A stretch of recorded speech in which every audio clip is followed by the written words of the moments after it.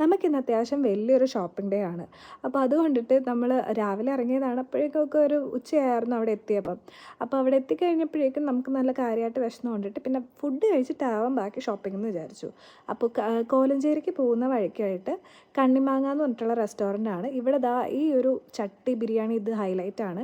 ഈ ബിരിയാണിയുടെ കൂടെ തന്നെ ഇവർ chilli beef, chilli chicken, chicken curry, chicken 65, മുട്ട അങ്ങനെ പല സാധനങ്ങളും തരുന്നുണ്ട്. അതിനത് കഴിച്ചെടുക്കാൻ തന്നെ നല്ല പാടായിരുന്നു കേട്ടോ. അവർക്ക് പാടുണ്ടാവില്ല, എനിക്ക് നല്ല പാടുണ്ടായിരുന്നു. ഞാൻ കഴിച്ചില്ല അധികം, ഞാൻ ടേസ്റ്റൊക്കെ ചെയ്ത് നോക്കി. പിന്നെ അത് 300 റുപ്പീസ് എന്തോ ആയിരുന്നു പെർ ഒരു പ്ലേറ്റിന് വന്നിട്ടുണ്ടായിരുന്നു ചാർജ്. പിന്നെ ഇവർ അത് വേഗം കഴിച്ചു തീർക്കുകയും ചെയ്തു കേട്ടോ. എന്ന് കണ്ടില്ലേ, കണ്ണിനൊരു പറ്റൂലയിൽ ബാക്കി വെക്കാണ്ടാണ് കഴിച്ചത്. നമ്മൾ അച്ഛന് വേണ്ടിയിട്ട് ഒരു ചെയർ വാങ്ങാൻ വേണ്ടിയിട്ടാണ്. അച്ഛൻ്റെ ബർത്ത്ഡേ ആണ് അടുത്ത ദിവസം. അപ്പോൾ നമുക്ക് അതിന് വേണ്ടിയിട്ടൊരു ചെയർ വാങ്ങാൻ വേണ്ടിയിട്ടാണ് ഇവിടെ വരെ വന്നത്.